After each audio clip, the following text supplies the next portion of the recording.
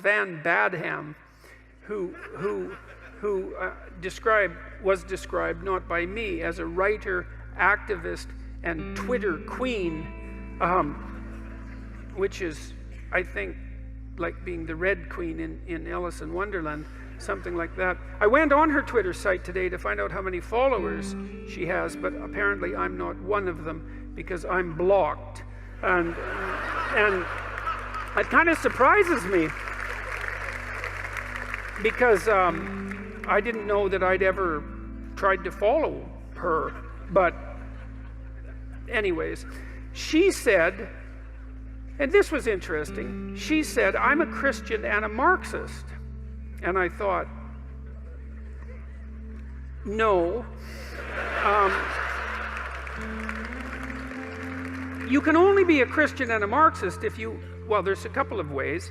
One is that you just want to be all things that are good at once, regardless of their internal contradictions. And so that would be one reason. And another reason would be that you don't know anything about Christianity or Marxism. And then the next would be that you're just compartmentalized. You know, like there's this idea that people can't hold two contradictory thoughts in their mind at the same time.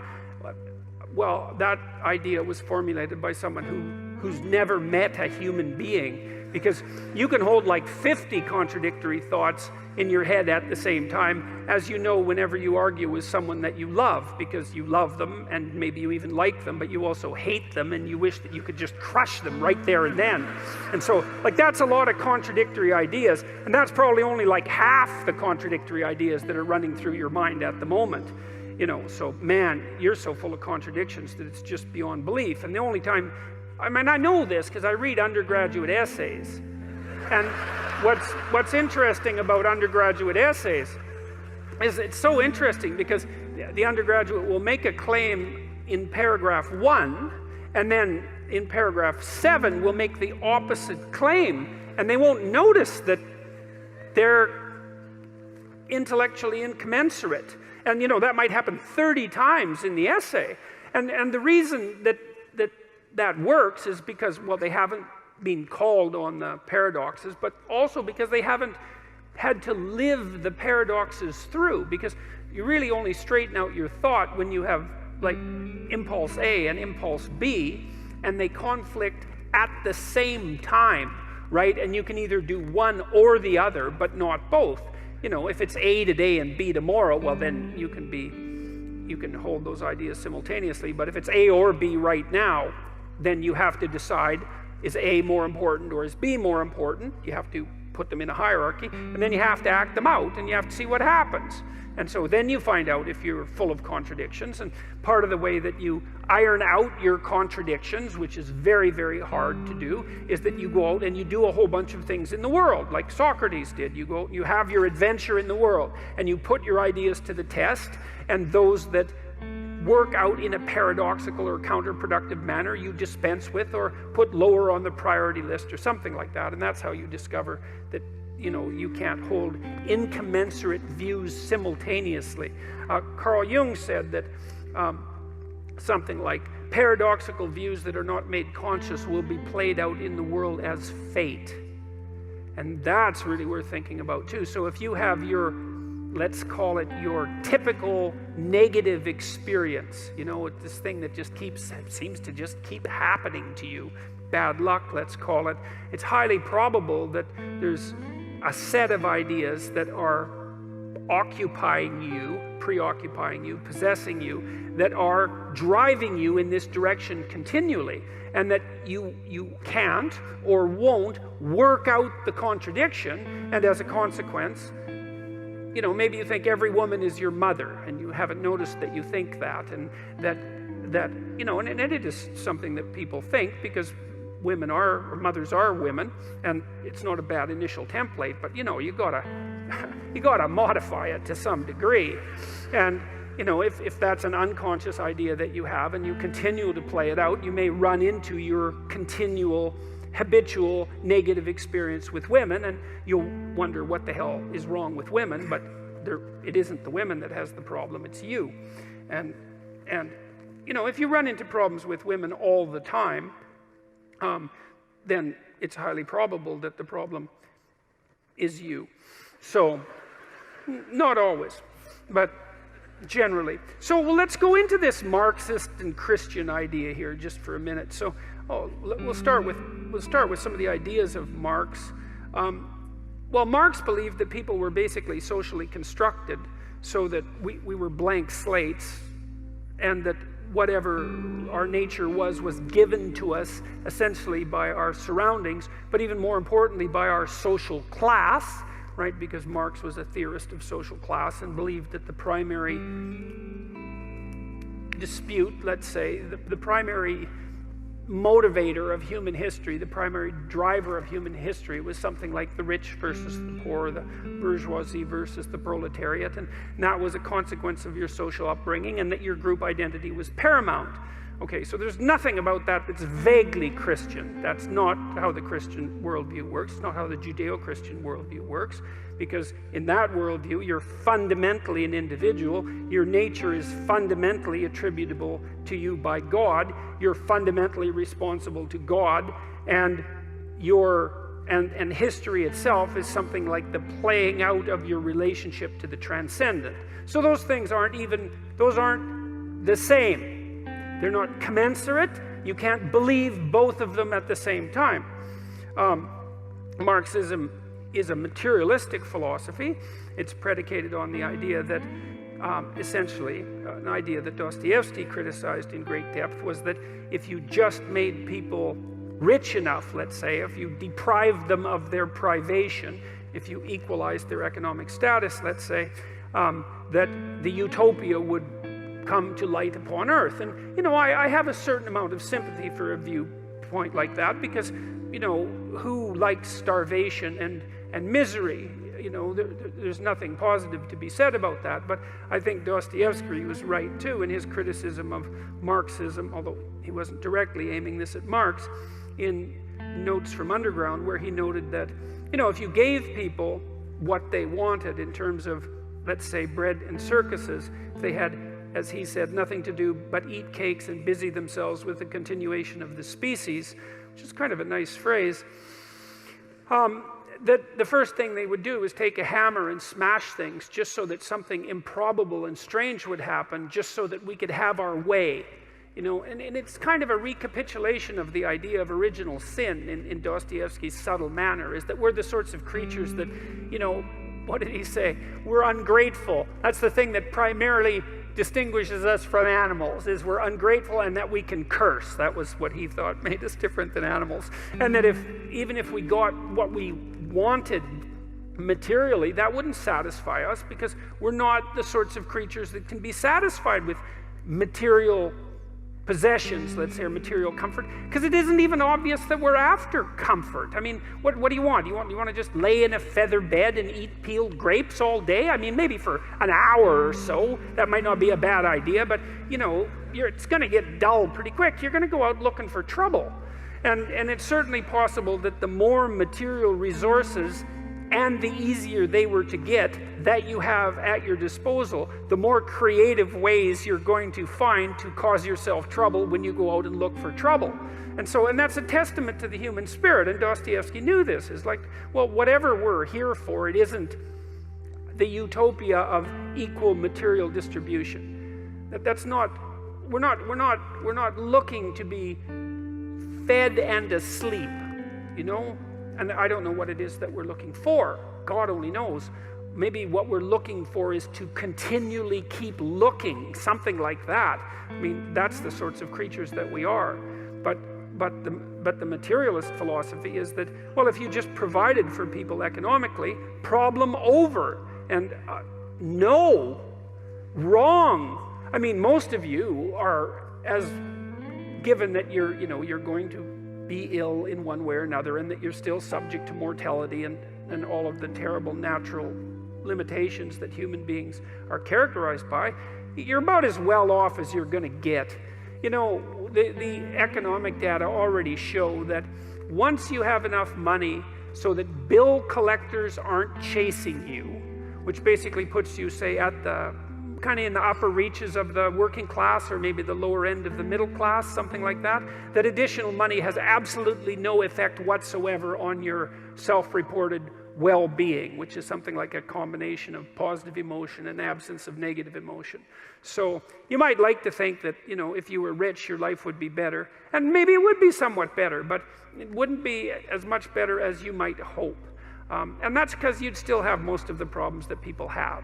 You know, you still maybe wouldn't get along with your sister, and you'd still get divorced, and maybe you'd even be more likely to. And there'd still be illnesses that would beset you. You'd be able to deal with them perhaps with some degree of more urgency.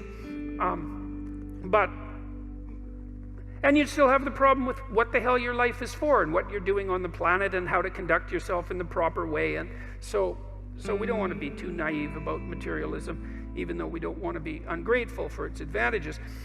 Marx also believed, well, I said this already, that, you know, history was basically characterized by the war of socioeconomic groups. That's been transformed more recently into the war of identity groups, which is the same damn thing, and it's the same old wolf in new sheep's clothing as far as I'm concerned. That, you know, the best way to conceptualize human beings is, well, I don't know, whatever your damn identity is. Maybe it's sex for you, and it's ethnicity for you, and it's gender for you, and God only knows what it is for you, and, you know, and that's who you identify with. And all there is in the world, and this is the postmodernist view, is hierarchies of people in these identity groups struggling for dominion. You know, and that's a quasi-Marxist viewpoint. It's just a variant of the bourgeoisie versus proletariat theory of history, which is a foolish theory as far as I'm concerned, and certainly not one that we need to take forward into the 21st century, although we seem, you know, destined to insist that we do so. He believed that the revolutionary overthrow of the oppressor class was necessary and morally demanded, and that turns out to be a little bloodier than I would say the typical Christian, Judeo-Christian ethic might require, because it doesn't require you to take up arms against your evil overlords and, well, put them in gulags and kill them by the millions, for example. And that to me seems to be an important difference. There's no, in the Judeo-Christian tradition, there's no guilt, there's no group guilt, right? You're guilty and you're guilty, and of different things, I presume, and that's your problem, but maybe you're also innocent. Who knows, you know, but whatever, it's on you. It's not a consequence of your racial heritage or your ethnicity or your gender, any of those things. It's between you and God, let's say, or it's between you and the state even, but at least it's between you and the state or God. It's not like, well, you know, your father was a factory owner, let's say your grandfather, and so it was perfectly reasonable during the Russian Revolution and the Red Terror to vacuum you up along with your whole family and do away with you because you'd been irredeemably tainted by your bourgeoisie past. So that's another place where Marxism and Judeo-Christianity they're not just different, like they're opposite. You know, it's not just variant 1 and variant 2. These are like seriously different ideas. And so here's another reason you can't be a Marxist and a Christian. And then there's the idea that, you know, that Marx had, that religion was the opiate of the masses, which doesn't exactly sound like. I've always thought religion was the opiate of the masses, but communism, Marxism was the methamphetamine of the masses, let's say. Yeah, the meth of the masses. We had no idea with regards to opiates. So here's what Marx has to say about religion. The abolition of religion as the illusory happiness of the people is the demand for their real happiness. To call on them to give up their illusions about their condition is to call on them to give up a condition that requires illusions. It's interesting to me because it's not like the Judeo-Christian story was really a happy one, as far as I can tell. You know, I mean, there was heaven, but the chances you were going to get in, man, that was low.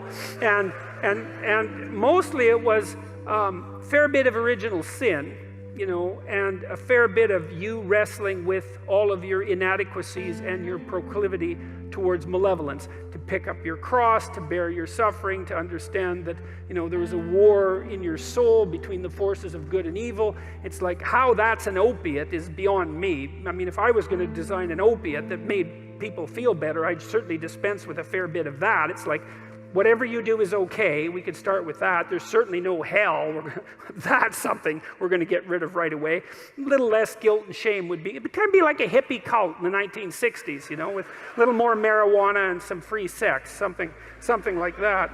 So I don't really understand the illusion idea. There is Marx's criticism, I suppose, of the belief of the great father in the sky who still doesn't seem to me to be that like. He's sort of still kind of a nightmarish creature, all things considered, since at least in principle he's keeping track of everything you do, even more than you are, and that's not such a good thing, but whatever. So it's a foolish criticism, as far as I can tell. It doesn't matter, he still criticized it.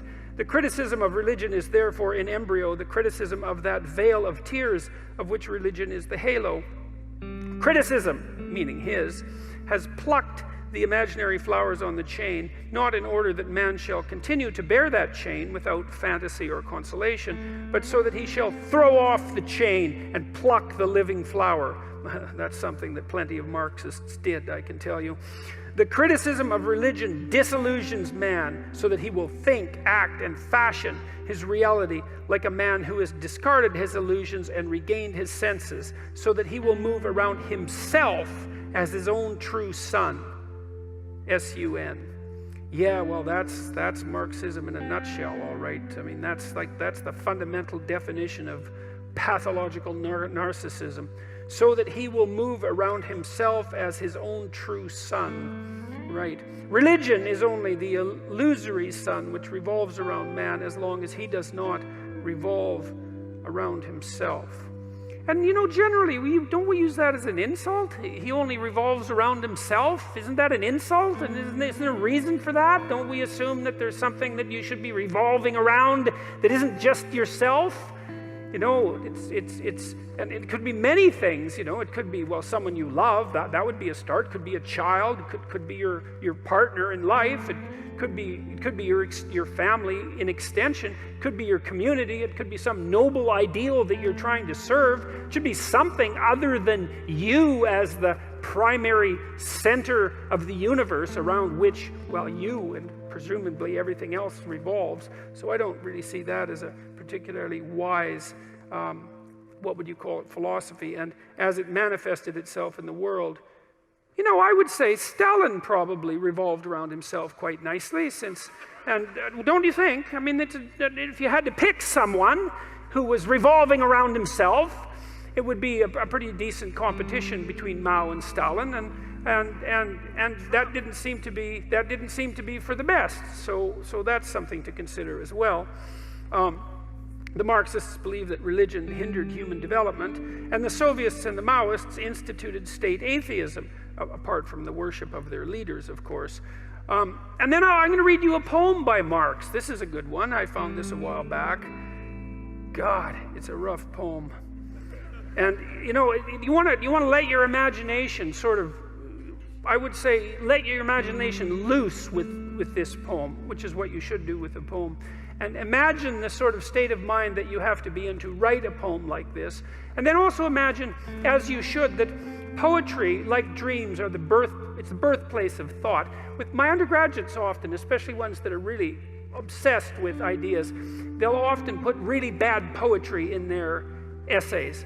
And I'm not saying that in a cynical way, because bad poetry can have good ideas in it. It's hard to write good poetry, But the thing is, often an idea that's extraordinarily emotional in content will manifest itself as a poem before it is able to articulate itself out into a fully expressed philosophy. And so I see this with my undergraduates. They'll really be obsessed with something that's bothering them, then they'll write some poem, often about a personal experience, and then as I help them shape the essay, they kind of unfold the poem into an articulated statement about the structure of reality.